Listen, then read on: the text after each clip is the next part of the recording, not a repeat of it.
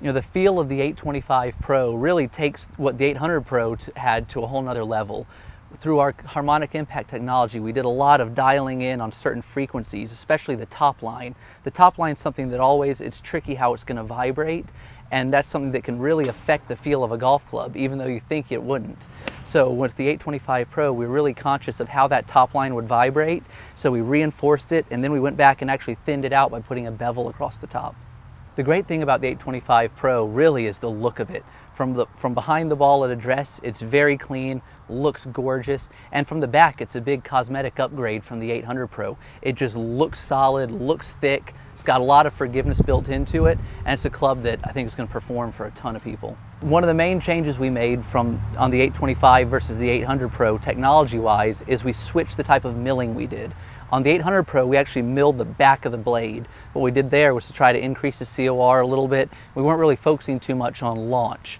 With the 825 Pro, on the other hand, we went to a T-slot milling, which that's really helpful to take a lot of meat out low and allows us to make a little bit wider sole and push that center of gravity back and down.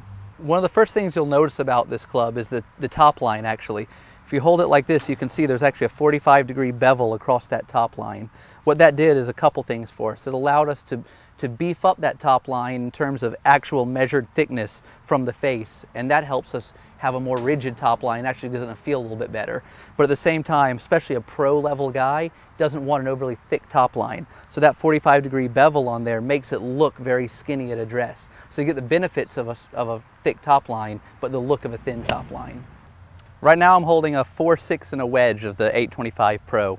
One of the cool things about it is how much this set flows from the long irons to the scoring irons. The 4-iron through the 7-iron actually have a milled pocket cavity. We went back, that actually gives us a little bit more weight to play with, low and deep, to help ease of launch.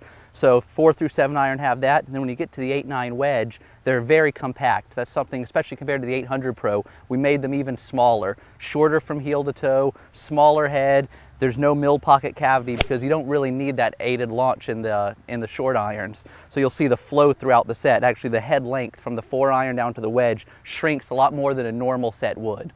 Yeah, what's nice at address on the 825 Pro is there's just a little bit of offset. The appearance of offset isn't as much as the 800 Pro even.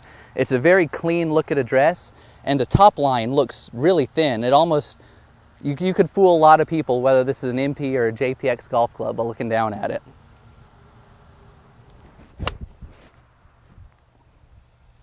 That's a good high ball flight. You know, compared to the 59 4-iron, which I bagged for a long time, this goes significantly higher. It's easier to launch, gets up, feel is very similar. Actually goes a little bit longer than it because the face is a bit thinner and the loft is a little bit stronger than the MP.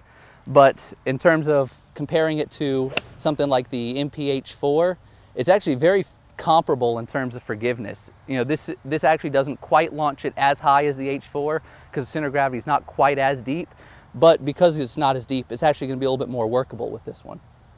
I've got an 8-iron in my hand right now. The great thing with this one, because we went a little bit smaller on the head size, you're able to manipulate shots a lot more with it, a little bit more of a pro style approach to the design. So while typically a JPX golf club is going to launch high, with this one you're still able to hit little knockdown shots, and I'm going to hit a little punch draw right here.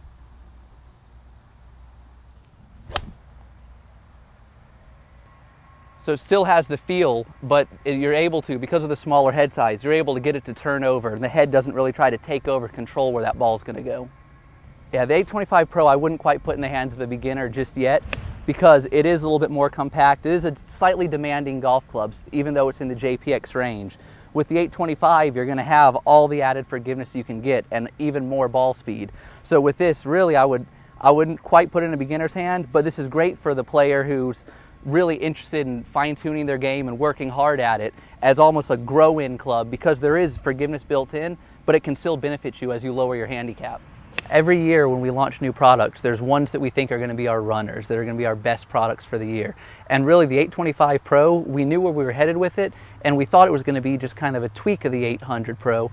But really, once we got the final product and everything dialed in on it, we're actually really excited about this golf club and think it could be one of the best ones we've put out in a long time. My name's Chris Foschel, and I'm part of Mizuno's golf club engineering team.